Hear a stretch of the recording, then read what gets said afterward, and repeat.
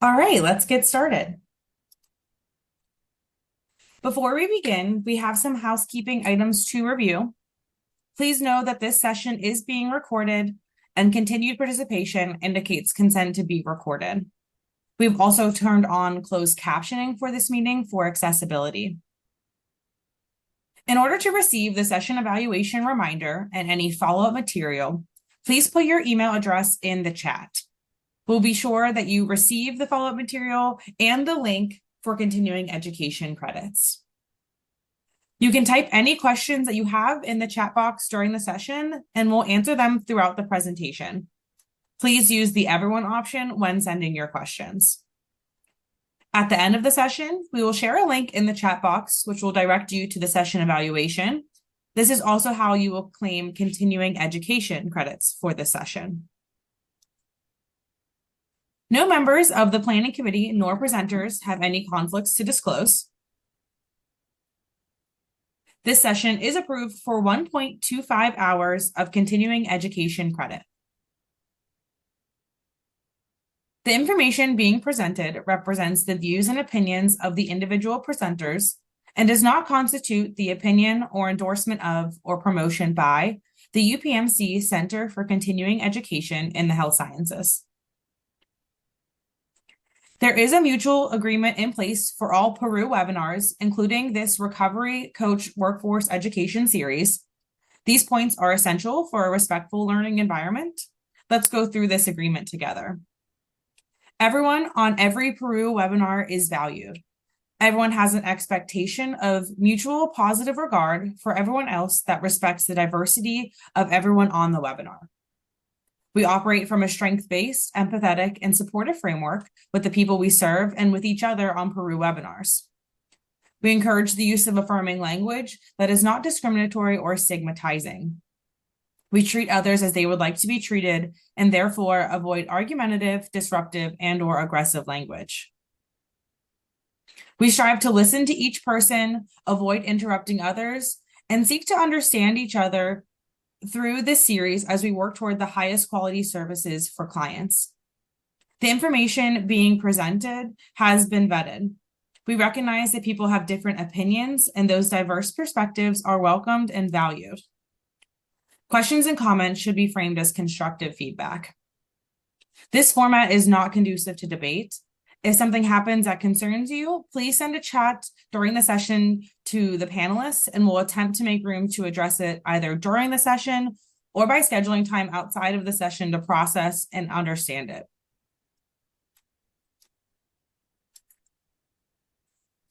This session is presented in partnership with and is funded by the Pennsylvania Department of Labor and Industry. It is now my pleasure to introduce my colleague, Julie Brewer. Julie is a seasoned professional with over a decade of experience in social work, public health, and program implementation.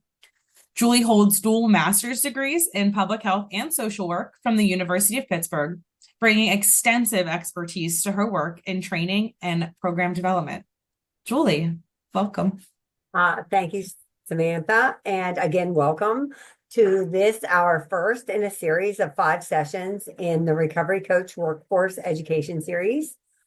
Today, we'll be talking about the fundamentals of employment in recovery. If you are just joining us, please put your email address in the chat so we can send you the session follow-up. Just a reminder to do that. So here are our training objectives for today. So our goals today are to explore the importance of employment in recovery, and that's supported by key research findings and successful case studies. So through this session, participants will be able to explain the critical importance of employment as a key component in opioid treatment and recovery, recognizing its impact on overall well-being and long-term recovery success.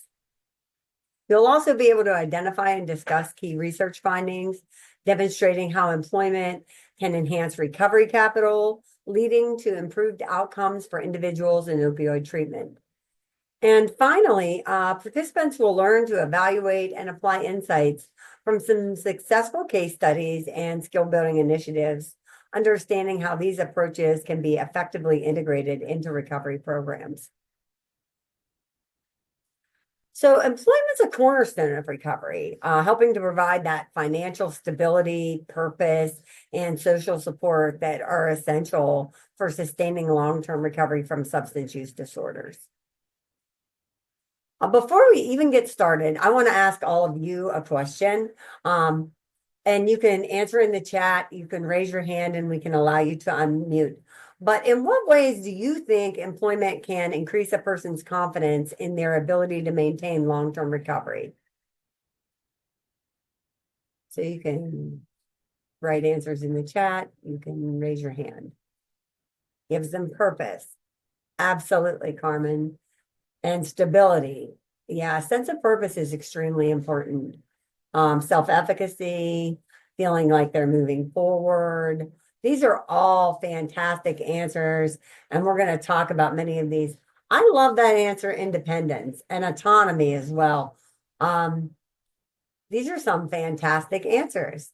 And one of the reasons I asked that is to kind of help us to get a grounding that we know that employment really makes a positive impact on all people, and people in recovery are just that, people, right? So work does for them what it does for the rest of us. And there are some different ways that happens. So appreciate all of your feedback in the chat. And we will be talking about many of these as we go on today. So the significance of employment and recovery lies in its ability to provide critical elements that support that long-term recovery, including structure, accountability, motivation, and alignment with a person's chosen recovery pathway. Employment offers that stable framework that helps individuals establish routines, fosters a sense of responsibility, and provides financial independence, all of which are essential in maintaining recovery. Moreover, having a job can strengthen a person's commitment to their recovery process by offering them a sense of purpose and those tangible rewards for progress. So, establishing a routine is really important for individuals in recovery, and employment can play a key role in creating that structure. It's that structured routine that can reduce idle time, which can help individuals avoid situations that could trigger their substance use. By filling the day with work, it minimizes opportunities for return to use and helps individuals stay focused on their recovery. In addition to offering a sense of responsibility and punctuality, employment encourages the development of time management skills, allowing individuals to balance their work, personal life, and their recovery efforts more effectively. And we'll talk more about that in a minute. Ultimately, a productive work routine boosts self-esteem and confidence, reinforcing a positive outlook and contributing to that long-term recovery success. So routine is extremely important for people in recovery. Fostering accountability is another important role employment can play for individuals in recovery, as it's key in maintaining personal growth and stability. So structured jobs, providing that consistent routine that we just talked about, helps individuals stay focused on their recovery goals. And meeting workplace expectations really reinforces that self-discipline that can boost confidence in those task-related and social performance of people in recovery. And that further enhances accountability. Some people in early recovery are ready for entry-level jobs. Some require support in job seeking and maintenance skills to ensure their long-term success. Supportive environments that encourage career exploration can help individuals overcome their concerns about their background and empower them to take ownership of their career choices. So those vocational assessments offer valuable insights into the strengths and limitations, helping to guide individuals to make informed decisions and strengthens their sense of accountability in their career paths. Long-term vocational guidance and job coaching are important to maintaining success for people in recovery, providing that continuous support to help individuals navigate the challenges they experience and to stay committed to both their work and to their recovery, which ensures that sustained accountability in both areas. Employment also helps to support recovery work balance by providing that structure and stability that's necessary for individuals to manage their professional and recovery commitments effectively. Those predictable routines that a steady job creates can enable individuals to plan and prioritize their day around those work responsibilities and recovery activities, like treatment sessions, support meetings, and other things people might do to maintain their recovery. This balance helps to reduce stress and uncertainty and allows individuals to stay focused on their recovery goals while meeting their work expectations. The routine of employment also reinforces time management, self-discipline. Those are essential skills for maintaining personal and professional growth. And as a result, employment doesn't only support the financial independence and personal responsibilities, but also fosters a sense of accomplishment, which can strengthen an individual's commitment to work and recovery, and create that sustainable and balanced path forward that can be beneficial to long-term recovery success. So clear goals are really important for motivating that long-term success, as career goals give individuals a sense of purpose and direction that extends beyond their recovery journey. So, I mean, this is true for all of us. Having clear goals really provides that purpose and direction that we need to guide our lives. So when individuals set professional aspirations, they create that roadmap, right, that encourages them to stay focused on their personal and career development. And these goals not only help to reinforce commitment to recovery, but a tangible way to measure their progress. And that can be a really powerful motivator for people in recovery. Those professional growth opportunities like skill development, promotions, or expanding job responsibilities really can sustain that motivation by offering those rewards for continued recovery. As individuals see their careers advance, they get confidence in their ability not only to do their job, but to maintain their recovery while they're achieving that success in their personal life. And by aligning career success with recovery milestones, individuals are more likely to stay engaged in their recovery journey. So it's a bi-directional relationship that continuously reinforces the connection between their personal well-being and their professional fulfillment. And the combination of clear goals and growth opportunities is the absolute sustainable foundation for long-term recovery and for having a fulfilling and balanced life as well. So I would be remiss if we didn't talk about financial stability and how important that is for people in recovery. A steady income from employment helps individuals in recovery cover essential expenses like housing, food, and transportation. By addressing these basic needs, employment can reduce those stressors that can trigger return to use. Research underscores the importance of financial stability in the recovery process, as it provides a foundation for individuals to maintain focus on their treatment and recovery. Also, earning an income promotes financial autonomy. Some of you were talking about in the chat that autonomy is one of those things that really is beneficial for people in recovery returning to work. And financial autonomy is extremely important, empowering those individuals in recovery to make responsible decisions about their own well-being. That independence allows people in recovery to take control of their lives, which can be a really powerful motivator to stay committed to their recovery. And employment-based support programs have shown that financial autonomy plays a significant role in helping individuals adhere to their treatment and achieve better recovery outcomes as well. Financial stability also creates a crucial safety net for individuals in recovery. It provides the necessary resources for continued treatment, for self-care, that can help contribute to long-term recovery success. By alleviating financial worries, those individuals in recovery can focus on their recovery journey and build themselves a more secure future. Now moving on, employment offers significant psychological benefits, helping rebuild self-worth, reinforce that new identity, and promote personal growth. And these are all the things many of you were talking about in the chat. So what benefits have you seen of employment for those with substance use disorder? And again, you can raise your hand or you can put your answer in the chat.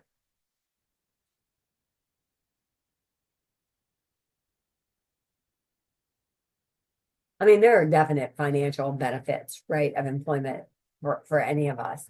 But particularly for people with SUD, absolutely. That sense of accomplishment.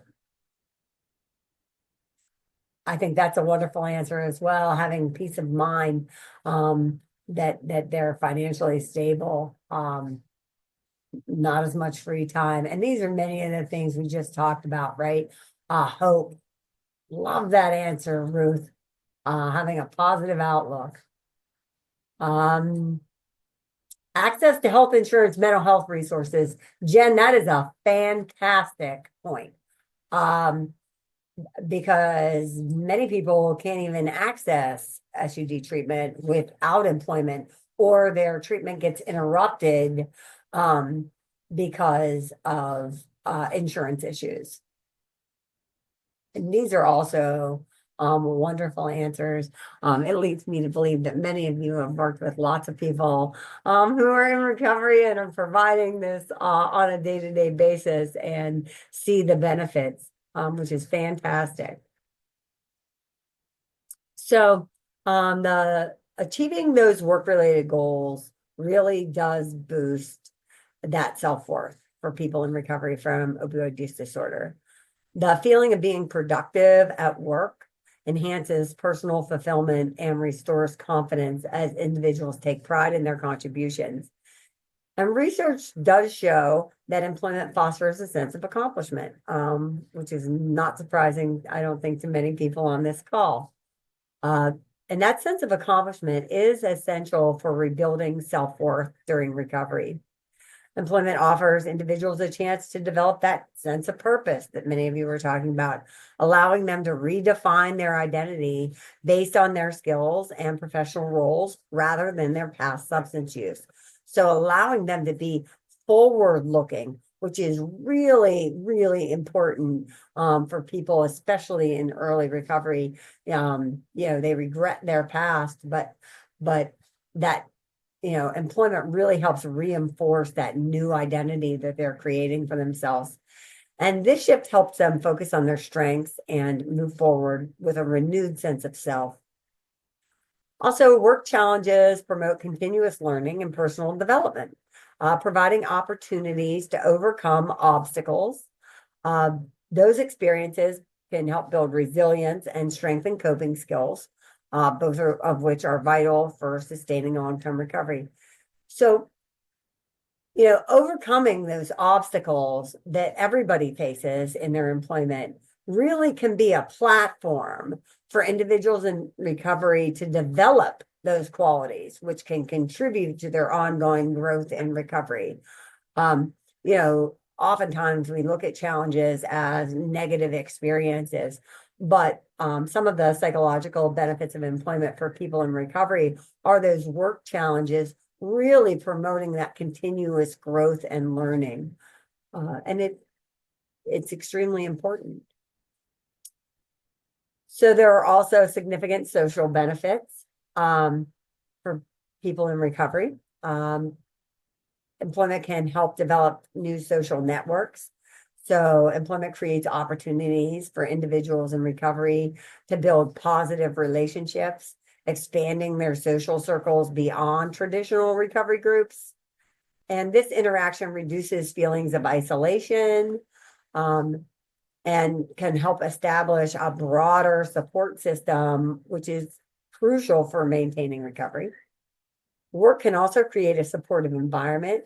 So positive workplaces can provide emotional support, allowing colleagues to reinforce recovery goals, offer encouragement, and be a support to the person in recovery. And this environment contributes to a sense of safety and community, helping individuals feel valued and understood. Working can also contribute to a sense of belonging for those in recovery. So working alongside others fosters a feeling of community, helping individuals feel connected and integrated into society. And this sense of belonging is essential for mental health and for recovery, as it encourages individuals to engage with their surroundings and take pride in their contributions. So by establishing a social identity rooted in their work, individuals can strengthen their commitment to recovery and build a fulfilling life. You know, I've heard it said that recovery is not the opposite of substance use disorder, but that connection is the opposite of substance use disorder. And I think that that sense of belonging is extremely important, that feeling part of a community for people in recovery is absolutely vital to both their personal and their professional success. So a review of the literature shows that employment interventions positively influence substance use treatment. Like I said, it's that bi-directional relationship, right? Recovery is good for employment. Employment is good for recovery outcomes. So nearly all of the studies that exist indicate a beneficial relationship. Employment serves as a protective factor against return to use, reinforcing the importance of integrating job-seeking skills within treatment programs. Employment-based contingencies, which tie job-related incentives or requirements to participation in treatment, have proven to be highly effective motivational strategy. These contingencies often involve linking continued employment or some financial benefit or some workplace privilege to adherence in treatment. And studies have shown that for that contingency-based programs, some studies have reported 100% enrollment rate when contingencies were added. Research has also shown that participants who receive employment support not only adhere to treatment more consistently, but also demonstrate significantly better outcomes of that treatment, including a 50% increase in recovery rates compared to control groups. So it's better all the way around. I wanted to introduce something to you guys, and many of you are probably familiar, but I want to talk about recovery capital and as a concept in relationship to employment. Forgive me if this is going too far back for any of you, but I just want to make sure we were all on the same starting page. So recovery capital is defined as the breadth and depth of internal and external resources that can be drawn upon to initiate and sustain recovery. Typically, higher resources indicate more support for recovery. However, individuals with years of experiencing SUD-related problems can deplete those resources and have very little recovery capital when entering recovery. Recovery from SUD is increasingly recognized as a dynamic and reciprocal process that results in and is supported by the increase of those personal, social, environmental, and cultural resources that can aid the recovery journey. So there are significant benefits of addressing recovery capital for individuals with SUD. By focusing on building recovery capital like social support, stable housing, education, and employment, individuals are better equipped to maintain their recovery over time. This approach supports tailored treatment plans that meet each person's unique needs, enhancing the likelihood of success. Furthermore, addressing recovery capital can positively impact the environment by promoting a stable, supportive atmosphere that's conducive to growth. It can also strengthen coping skills and resilience, enabling individuals to navigate challenges more effectively. And this process can act as a trigger for positive life changes, inspiring individuals to pursue new opportunities and improve their overall well-being. So as recovery capital goes up, so does individuals' quality of life. So the BARC-10 is the brief addiction recovery capital. It's 10 questions, is a short assessment tool that's used to measure recovery capital. So all the things that we just talked about, this is a tool that's used to measure them. It's in an employment context. The BARC-10 can help assess how well someone is equipped in various areas, like personal skills, social support, mental well-being, which are valuable for sustaining employment. This can give support staff insight into potential challenges an individual might face in maintaining a job.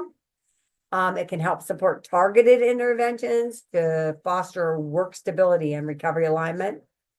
On this slide, you can see the questions that are asked. We're going to launch a poll now, and all 10 questions are on here. But which of these questions do you think would show the highest increase after a client who has SUD gets employment? So when somebody becomes employed, which ones of these do you think would be the most impacted? And you may have to scroll down to see them all. And I'll give that a minute.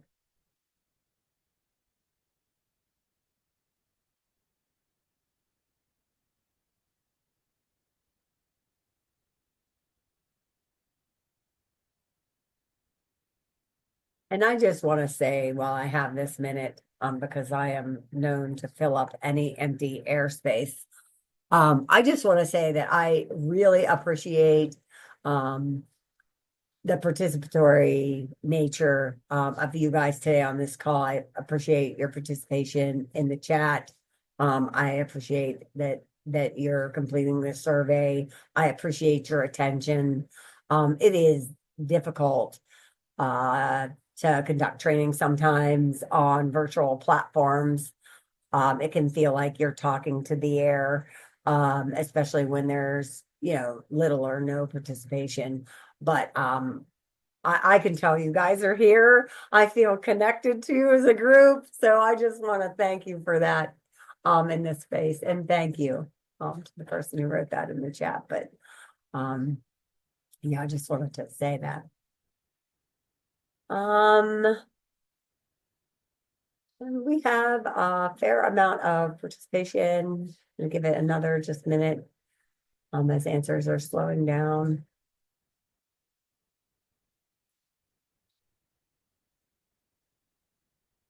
All right, I'm going to end the poll and I'm going to share the results with you. And you can look through those to see the percentages. But I just want you to notice that there's at least somebody clicking for every one of them. And every single one of these, I think, would absolutely be affected by having a job. So when talking about more important things in life than using substances, having a job would absolutely give you that purpose and help shift your focus, right, to something that matters more than using substances. In general, being happy with your life, feeling good, can boost your overall happiness. Feeling good about your work can do that. This one, it surprises me that people pick, because I don't know that I would have if I'd have been given this, but I have enough energy to complete the tasks I set for myself. I find that when I'm in a study work routine, it's a lot easier to go to the gym. It's a lot easier to, mop my floor or make dinner when I'm active all day. So I think that one is impacted. At least for me, it is. Proud of the community I live in. I think that this is a huge one for people in recovery. Getting support from friends, You can make friends at work, so you could have more friends and more supportive friends. Um, regarding your life is challenging, doing meaningful work can absolutely be challenging and a way to replace those unhealthy habits. Earning a steady paycheck. So for income, earning a steady paycheck can make it easier to afford a stable, supportive place to live. Um, work really does help you take responsibility. So for that one, it lets you take, pride in what you contribute. And for I'm happy dealing with a range of professional people. You meet more people when you're at work. And interacting with different kinds of people helps to build confidence. And finally, I'm making good progress in my recovery journey. A job really can bring together those social connections, personal growth, and financial stability, which can, make you overall happier. And I think that's the one that got the was the most on here, and not surprisingly. So I'm going to stop sharing that. And thank you all again. So we just talked about employment has an important role in building recovery capital and all of the dimensions. Recovery capital again encompasses those social, human, and physical resources individuals can draw upon to maintain and strengthen their recovery journey. And all areas are significantly influenced by employment. So social capital really refers to the networks, relationships, and trust among individuals or groups that enable cooperation and collective action for mutual benefit, and work fosters the development of those social networks. Through work, individuals form those meaningful connections. Research indicates that employment enhances social support systems, which are crucial for sustained recovery. Moreover, workplace relationships can provide that emotional encouragement and the practical assistance that can reinforce individuals' ability to maintain their recovery and achieve their recovery goals. And the sense of belonging and integration into a community that employment offers creates that social foundation that people need for recovery. So for human capital, what we're talking about here is the skills, knowledge, experience, and abilities that individuals possess. So it's that internal human capital that can contribute to their productivity. And this is like that skill development and self-efficacy piece. So these attributes are really critical for people striving for long-term recovery. That sense of personal competence and resilience. Research repeatedly shows that consistent employment can lead to measurable improvements in recovery outcomes, with cumulative work experience positively influencing recovery scores over time. So it's like a one-to-one relationship. And developing new skills and building confidence through work activities can empower individuals, making it easier for them to overcome challenges and maintain their recovery journey. So personal physical capital are those tangible assets, right? House, car, tools, technology that support personal productivity or quality of life. And stable employment improves that financial security, which we already talked about. But that is another component of physical capital. So this recovery capital is really another lens to look at all of these concepts through. Financial stability allows individuals to access necessary resources, like I said, housing, transportation. You guys mentioned healthcare, that are critical for maintaining recovery progress. And research underlines the importance of reducing that financial insecurity, as economic instability hinders recovery efforts and increases the risk of clients returning to use. So I'm excited now because we get to talk about how do we fix it, right? What do we do? So it's essential to realize that not all individuals may find stable employment while they're in substance use treatment. Some are going to require tailored interventions to address the barriers that they're facing to employment. So the need for these comprehensive support systems is really important. Integrating effective strategies into recovery programs is absolutely crucial for supporting people in their journey toward employment. So one strategy that organizations can undertake to help those they serve is to develop those community partnerships that can help support people they're serving with employment. And these collaborations can create job opportunities and training pathways, enhancing employability for individuals in recovery. So working with local businesses that are open to hiring individuals in recovery can help foster that supportive community environment. Additionally, vocational centers provide targeted training, job readiness, preparation, and supportive services, helping individuals in recovery get those skills that they need and to secure employment. There are social organizations that can provide supportive work environments that can bridge public assistance and productive sectors, fostering that social inclusion and job readiness. Also, governmental agencies like workforce development boards and vocational rehabilitation services can provide funding and specialized job support for training and placement initiatives aimed at individuals in recovery.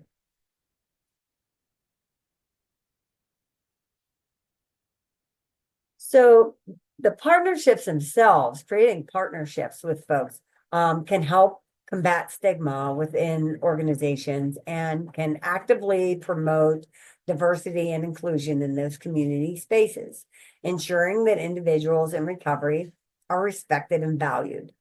Some other ways that organizations can help reduce stigma are by offering community-based training programs to raise awareness about the challenges faced by individuals in recovery, fostering empathy and reducing stigma.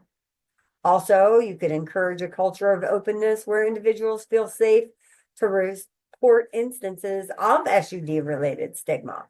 Organizations can promote those policies that can support flexible working arrangements, job training, and resources to help individuals balance their recovery with their personal and professional responsibilities. And finally, organizations can introduce initiatives like support groups, mental health resources, and public awareness campaigns directly to address SUD stigma, encouraging open conversations about recovery and mental health. By implementing these strategies, organizations can create a supportive and inclusive environment that can empower individuals in recovery, reduce stigma, and promote that long-term recovery and integration into the community. So individuals with SUD, also no surprise, I'm sure to anyone on this call, have significant barriers when they're seeking and maintaining employment, and providing tailored support can make a meaningful difference in their ability to succeed. And some strategies include ensuring individuals have access to effective treatment programs like inpatient, outpatient, other treatment to support their recovery while they're preparing for and to support that employment. Coordinated efforts to link treatment with job readiness programs can improve long-term outcomes. Many individuals, especially in early recovery, face transportation challenges that hinder their ability to attend treatment, to attend interviews, or go to work. Offering reliable transportation solutions can help them consistently access those opportunities that are essential to their recovery and employment. Parents who have SUD often struggle to find affordable childcare, creating other obstacles to going to treatment or job training.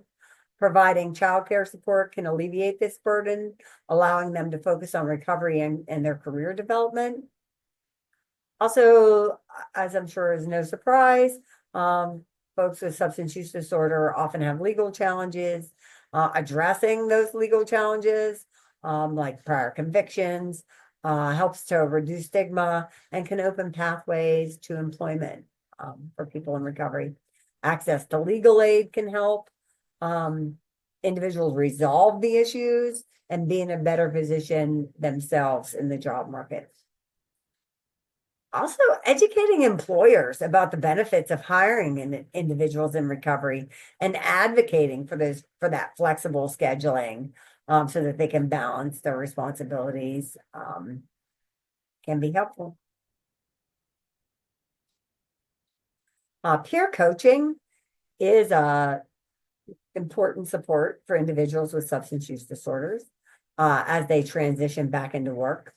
Some of the key benefits for peer coaching are that coaches can empathize with workforce reentry challenges and offer safe space. They can help clients identify strengths, set realistic job goals, and improve job seeking skills. Encouragement from coaches can empower individuals to pursue opportunities and tackle workplace challenges. Coaches can assist with practical obstacles like transportation, childcare, and health concerns. Clients can get access to job training, employment services, and those important recovery networks. Regular check-ins can ensure accountability and track progress in job applications and overall well-being. So in short, peer coaching can offer guidance from somebody who's been there for successful and stable workforce reintegration. There's a question in the chat. Do you have any suggestions on best way to educate employers about the importance and benefits of hiring people with substance use disorder? And I believe a future session we have is going to address this question exactly. But I would say going from a strengths-based perspective, using case studies that you have, there are a couple videos linked at the end of this presentation that we'll talk about when we get there, but using those case studies, and as more and more people are becoming open about their own recovery journeys as time goes on. So really talking about that, it's really hard to stigmatize or discriminate against somebody when you know their story, because these employers have employees that have substance use disorder, that are in recovery from substance use disorder. So I think opening the conversation is good, because if they're having this conversation at their businesses, they're going to find that they have people in recovery that work for them currently. They're really in all facets of life. So that's one. But we will definitely have more suggestions. Keep coming back. And we'll have more suggestions about best ways to educate employers. I'm going to move on in the interest of time.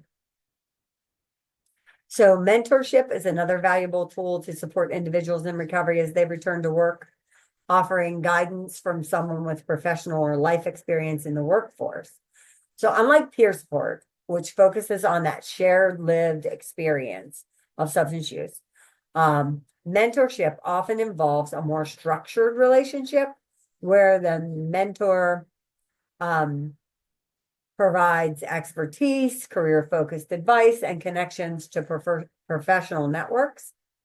Mentors offer guidance and support, help individuals in recovery navigate challenges and decisions as they return to work. They assist in building job-related skills and confidence through training, feedback, and resources. Mentors can help mentees connect with those professional networks and employment resources. And encouragement from mentors fosters self-reflection, goal setting, and clarity of direction. So implementing these peer recovery, peer coaching programs can have a profound impact on individuals in recovery by enhancing their motivation and improving their job search outcomes. Through relatable support, shared experiences, and encouragement, peer coaches foster a sense of connection and resilience that empowers individuals to pursue employment opportunities. Similarly, establishing mentorship initiatives offer additional advantages by providing structured guidance and expertise to help individuals navigate the complexities of the job market. Mentors can play a critical role in building the confidence, identifying skill gaps, and fostering personal and professional growth, ensuring a smoother transition into the workforce or back into the workforce, as the case may be. So another effective strategy for supporting employment is the implementation of skill building workshops, which offer a structured and supportive environment for individuals in recovery to get those technical and those interpersonal skills that are necessary for the workforce. Workshops like these should cover a range of job-specific practical skills like resume writing, job interview preparation, and those role-specific trainings to give people the practical tools that they need for securing and maintaining employment. And in addition to those technical skills, it is equally important to emphasize the development of those soft skills like effective communication, problem solving, teamwork. Those soft skills are critical in helping people navigate those complex workplace dynamics that they run into, that they might not have a lot of experience with as they continue on their journey. And as they contribute to enhanced adaptability and foster better relationships with colleagues and supervisors. So for people in recovery, mastering those soft skills can be a key factor in overcoming the challenges that they might face while they're rebuilding their lives and reintegrating or integrating for the first time into the workforce. And by pairing that educational content and vocational training, workshops can take a holistic approach that not only equips participants with the technical expertise that they need, but also fosters that resilience and confidence and long-term success in those diverse job environments. So, question for you all, what strategies have you used to help support employment, and how have those worked? Are there other strategies you've used other than skill building and peer coaching and some of the things we've talked about?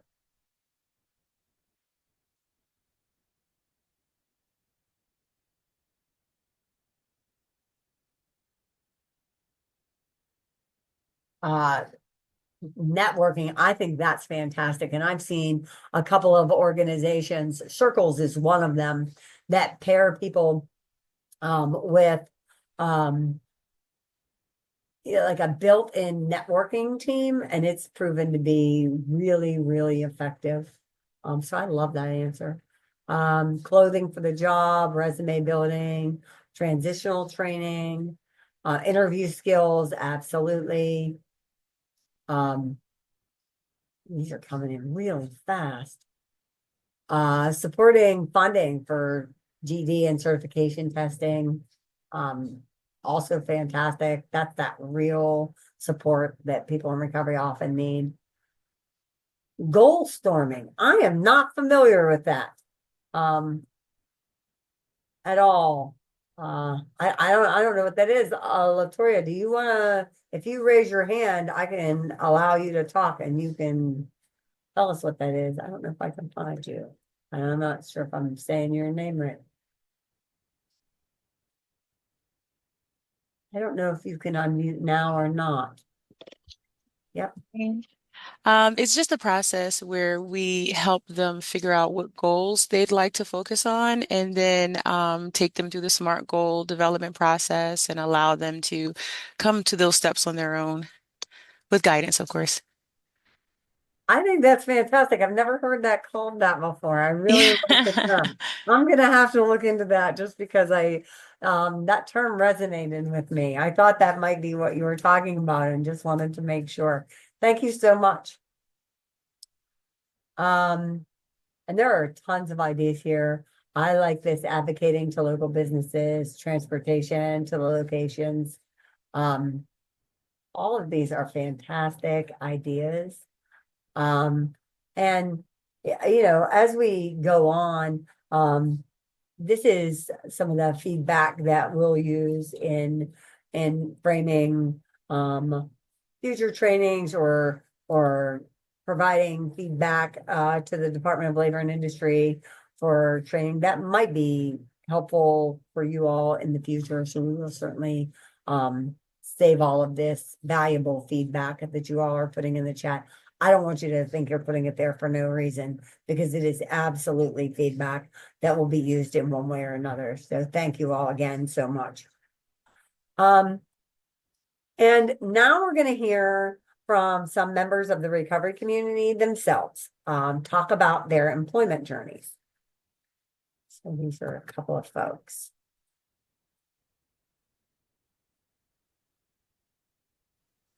Hi, my name is Michelle H., and I'm a woman in long-term recovery. And looking back, I can see how each step of my journey brought me closer to the life that I always wanted. A life where I could be independent and feel confident and contribute to my community in meaningful ways. When I started working again, I was living in a recovery house. And I remember feeling such a strong desire to be a productive member in society again. And I wanted to know I could stand on my own 2 feet and really be part of the world around me. I decided to go back to what I love to do, and that was cutting hair. I've always been a people person, and a cosmetologist felt like it was more than just a job to me. It was a way I could connect with people, build relationships, and bring joy and feel accomplished. I can't explain the pride that I felt the first time I earned enough money to fill my car up with gas, buy my own groceries, pay my own rent. These might seem like small things, but they're huge milestones for me. Each accomplishment reminded me that I was capable of supporting myself. Having a job gave me the foundation and motivation I needed to keep moving forward. And eventually I built up the confidence to live on my own. Through the journey, I found support in so many ways. And some things I'm grateful for was CareerLinks, which was a big help to me, especially in the beginning when I needed to create resumes and reflect on my skills and things that I was good at, plus my strengths. They also helped me to succeed in life. And then I went over to OVR, which is vocational rehabilitation. And there has been a long journey with them also. And they helped find me the resources to build more for myself into my life. And actually with CareerLinks and OVR, that's where I ended up starting my journey of going back to college. I've been a cosmetologist for 25 years and I loved every minute of it, but I felt I was able to do more in life. And I wanted to give more back to society. And I started about 3 years ago into going back to college, and I will be graduating in about a year. And that has given me a whole new level of self-esteem that I ever had, and confidence and strength that I could never thought I could believe in. And along with that, it actually helped me through cosmetology because I was able to build those connections with people, which I know will help me along my journey. Looking back on it now, I can see how each of these steps, the small ones and the big ones, built each other onto create a foundation of self-worth, independence, and pride. I am grateful for the support I had, for the resources that helped guide me, every bit of encouragement, every tool, every resource all came together and helped me grow. Today, I feel like I'm not only living a life in recovery, but I'm thriving in it. I'm a contributing member to society, and that's something I do not take for granted. I hope by sharing my story with others in recovery, they can see with hard work, the right sources and support, they can build what they want to also. Recovery is a journey, but it is also a path to discovering your own strength, your abilities, and your value. I want others to know that you can overcome challenges and find fulfillment and confidence you deserve. Thank you. And I really appreciate that you guys appreciate Michelle. I just do. And I have one more video that I want to show you. And then we'll wrap up with a short conversation. Hi, I'm Stan S. I'm in recovery, and I'm going to talk about getting a job in early recovery. I always worked even when I was using, but the last 23 years I worked in a bar, and that's kind of why I went to work. I did my using there, my buying and selling, and that kind of fed my addiction to that job. It was getting paid every day and spending it every day. But for me, when I got into recovery and had to get a real job, I used a job service at Goodwill, and ultimately went on some interviews, but they hired me there. They have a little restaurant on the first floor of their workforce development center, and ended up working at Goodwill. I wasn't too tech savvy at the time, which is another thing. I learned to use a smartphone. I use a computer at work now to sign on and do trainings. I've actually had other employees ask me, I can't believe it, me of all people, they would ask me to get help on a computer, but it happens. Working has expanded my horizons in recovery.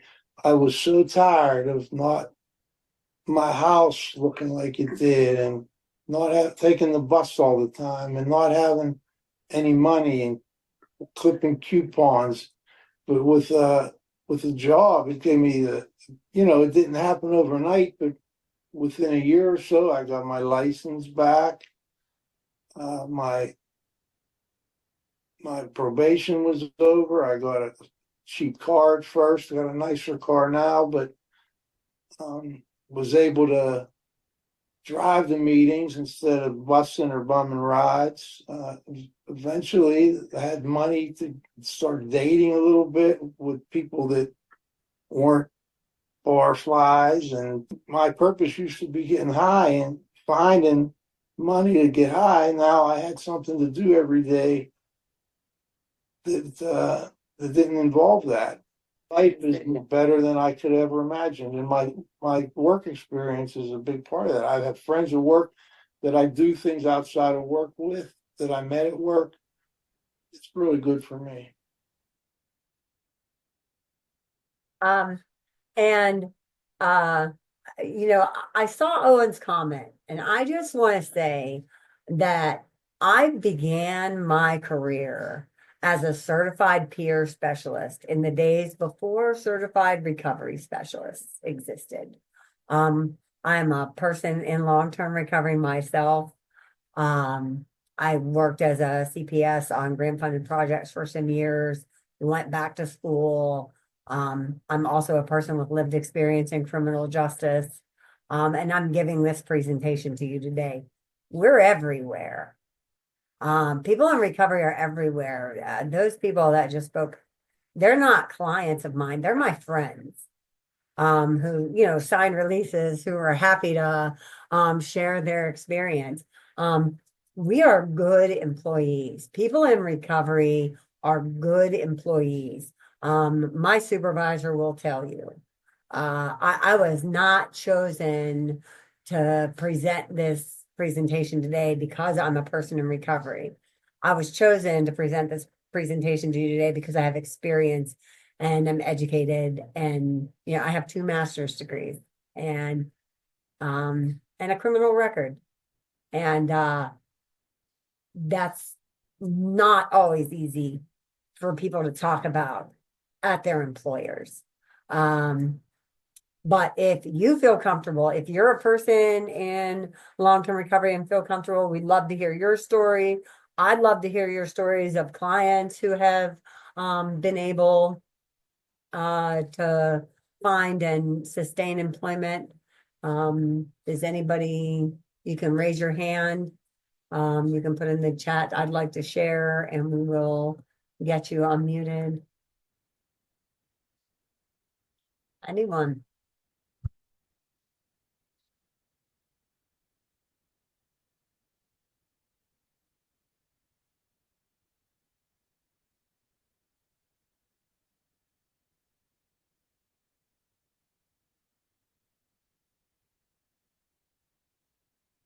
Anybody wants to share any story? Anybody has any stories of people in recovery who, I see a there we hand up. got it. You should be able to unmute, Diane. Good morning. So, I was actually in recovery for a number of years before I started working in the field. And I grandfathered into what was then the CAC, took my test and all of that. And then proceeded to go back to college in my recovery to eventually get my degree. And left the field of substance use for a while, but then, this is my passion. Came back to work in a different setting and am now in an administrative role, which I probably would never have imagined, my 15th year of recovery or my 20th year, it just, I didn't see that. And yet here I sit. So that's the short version. Thank you so much for your vulnerability and thank you for sharing. And then there's someone who's on here as E. Taylor. You can unmute at will. Oh, There you go. Can you hear me? and we can. Yeah, hi. Thank you. I'll try and make this short too. I myself am not in recovery or have ever experienced that, but I did live with a mother who was an alcoholic. And so, and then later in my years, I'm 61 years old now. And the past 3 years, I made friends with somebody from the past who was going through recovery, and so together we partnered up, and I went back to school. Now I'm one semester away from graduating to be a addiction recovery specialist, and we put a presentation together, and I work out of Lancaster County, CareerLink, and we've done presentations. We put a PowerPoint together for employers. We do the Lancaster SHRM, we've done the Chamber of Commerce, and it's about reducing the stigma of mental health and addiction recovery in the workplace. And it's been so rewarding. So somebody had talked about how do we educate employers? That might be something, getting your business service team at the CareerLink to advocate when they go out to employers and ask them those questions. But yeah, that's my little story. But it's just so rewarding. And I'm a reentry career navigator. So I'm in the prisons. I go to all the court, mental health court, vet court, drug court, and just advocate there and work with that clientele. So thank you. Thank you. Amanda. Hi, can you hear me okay? Yes. Wonderful. Okay. So just like Miss E. Taylor, I am not a person in recovery. However, my husband is. And it's one of those things. I met him right as he entered recovery in his very, very early recovery. Was not working. He had a lot of outside influences too. Where he was awarded emergency custody of his disabled son, and it was a lot on somebody in early recovery, as I'm sure most of you are quite well acquainted with by yourselves or working with people. So I've actually been with him throughout his entire journey, and it took him a good couple of years before he did get it set up that he could re-enter the workforce. But just being with him and seeing how much his confidence just grew by leaps and bounds, first by just getting an interview, and then second by just being able to go to that interview and then being hired. And then just recently, going to bat to get himself a promotion, and more money, which he was awarded. It's just really cool to see how it does really build up confidence in all areas of life, recovery, work, home, all of it. And it's just really proud moment. But it's one of those things that you also sometimes you have to keep in mind with people you're working with, your loved ones. You kind of have to also be that ballast for them. You have to really not let them give up, really believe in them, really help them find sometimes their strengths and everything that they need to highlight, even to just go to an interview, because they can't see it themselves depending on where they're at with it. So that's all I really wanted to share about it. Thank you so much for that perspective, Amanda. Wanda.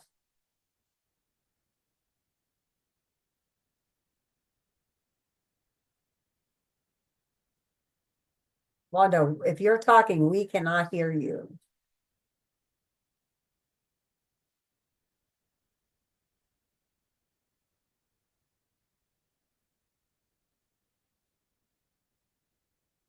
We still cannot hear you if you're talking. We will come back to you. There's someone on here is Jay Cole.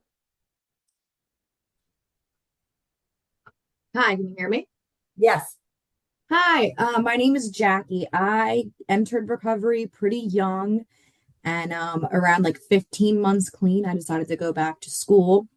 And while I went through school, I started working in the field as a tech at an inpatient facility that was drug and alcohol. But I switched to being a tech with at a psych hospital for kids, and then I came back to drug and alcohol when I graduated college. And I've been a case manager in drug and alcohol for about 4 years now. But the entire ride of pursuing this field and pursuing school, I through my personal life, through meetings, honestly, I met a lot of people who were like a couple steps ahead of me, like getting their masters, or like going to be therapists, and like they've been the biggest like influence, like having those people in my personal life and those personal friends, to be like, what do I do next? Where do I go next? Like, I'm interested in what you're doing. Like, should I go in that direction? That's been a huge help too. And it still is. Yeah. Mhm. And Jackie, that peer coaching for people who don't have that naturally occurring support system, like that experience of somebody who's been there, who can lead the way, it's super important. I mean, it just is. Having somebody who can tell you, I know you can do this because I did it, or you the ability to ask questions, those but for people sometimes who don't attend 12-step support groups, who have alternate recovery pathways, they don't have that built-in support system. So just something to think about too. Some folks do have built-in support systems, others don't, and really need help connecting to that. Wanda, I'm going to try to go back to you and see if you can share now.